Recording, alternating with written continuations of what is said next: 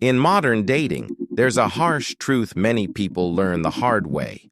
Being overly available and endlessly giving doesn't always make you more attractive. In fact, it can do the opposite. This isn't about playing games or being manipulative. It's about understanding human psychology, social dynamics, and attraction. In this video, we'll explore why chasing someone rarely works, why independence and self-respect matter, and how these principles shape successful relationships. And we'll do it in a way that speaks to the American audience. Straightforward, relatable, and backed by real-world observations. Let's start with the concept of value. In any social environment, value is perceived, not just declared. Think of value like currency.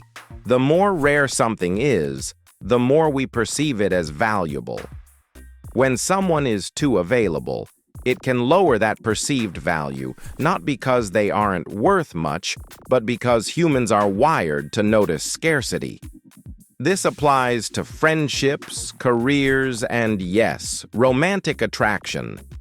If you've ever noticed how people chase after opportunities they can't easily have, the same principle applies in dating. Women, like men, are drawn to confidence and self-sufficiency. In the American dating scene, confidence isn't about arrogance. It's about security and independence. It's about a man or woman having their own life, goals, and passions, rather than making someone else their entire world. When you're too focused on another person, you risk signaling that your sense of worth depends on them, and that's a heavy burden for anyone to carry. Attraction thrives when two people bring their own value to the table and share their lives, not when one is constantly giving and the other is receiving. Let's break this down through scenarios. Picture this. A man sends flowers every day, texts constantly, rearranges his entire life to be available. At first, this might feel sweet, even flattering, but over time, it becomes predictable. It can feel suffocating because there's no mystery, no challenge, and no sense of independent identity. On the other hand, think of someone who shows genuine interest but also has boundaries. They pursue their own goals, have friendships, hobbies, and they're not afraid to say no when needed. That balance creates respect and curiosity. It's not about being cold, it's about showing that your life is full and you're inviting someone into it, not asking them to be your entire world. This isn't a new idea, it's rooted in psychology. Behavioral science and evolutionary theory talk about concepts like hypergamy, the tendency to seek out partners who seem higher in status or value. It's not about money or looks alone. It's about perceived strength, independence, and capability. When someone appears too eager or dependent, it can trigger a subconscious signal that they lack these traits. But when someone demonstrates confidence, self-respect, and purpose, it creates an unspoken sense of attraction. It's less about what you say and more about what your behavior communicates. Now, here's the catch. This doesn't mean you should be manipulative or emotionally unavailable. Games rarely lead to healthy relationships. The key is balance.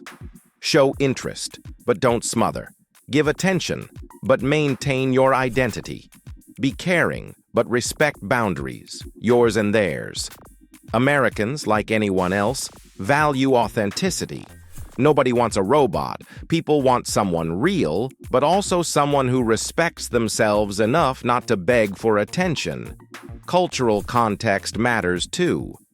In the US, dating often celebrates independence. Think about how media portrays attractive characters. The successful entrepreneur, the driven artist, the confident athlete. They have ambition, but they also have space for relationships.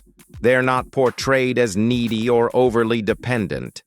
This image resonates because it aligns with the broader cultural idea that self-sufficiency is appealing.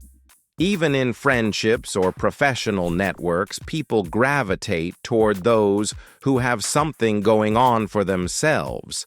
So how do you apply this to your life? First, audit your behavior. Are you constantly available? Do you drop everything when someone calls? Are you giving more attention than you're getting back?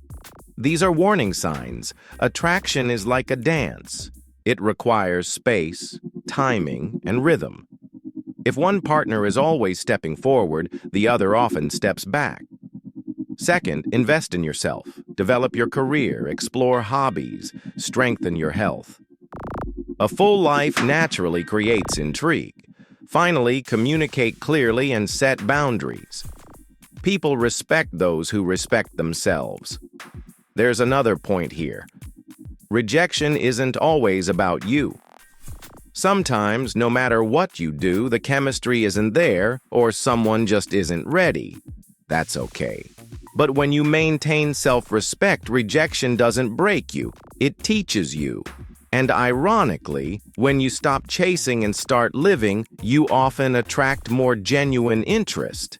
It's about energy. People can sense when someone is desperate versus when someone is content and secure. For men, this often translates to understanding that being the nice guy is great, but being the too nice guy can backfire. Women, on the other hand, also face this. Being overly invested or too available can come off as clingy or overwhelming. Balance is key for both. Think of it like seasoning.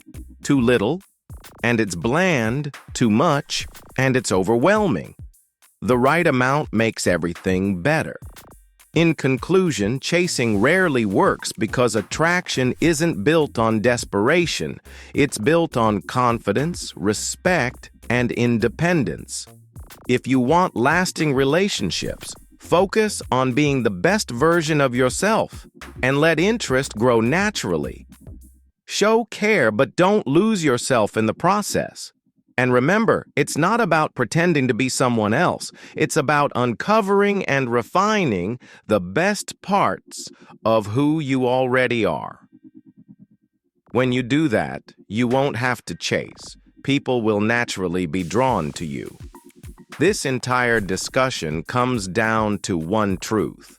Value yourself first. When you do, others will too.